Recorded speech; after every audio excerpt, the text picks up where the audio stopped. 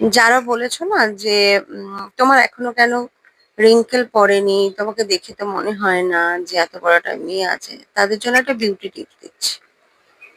সেটা হলো, জাস্ট সবার কথা ভুলে যাও।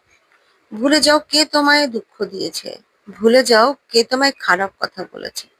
ইনফ্যাক্ট তাকেও ভুলে যাও। তোমার আশেপাশে থাকলে তাকে মানে সে তার যে এক্সিস্ট করে সেটাই ভুলে যাও। যেটা আমি করি, আমি কিন্তু দেখতেই পাই না তাকে।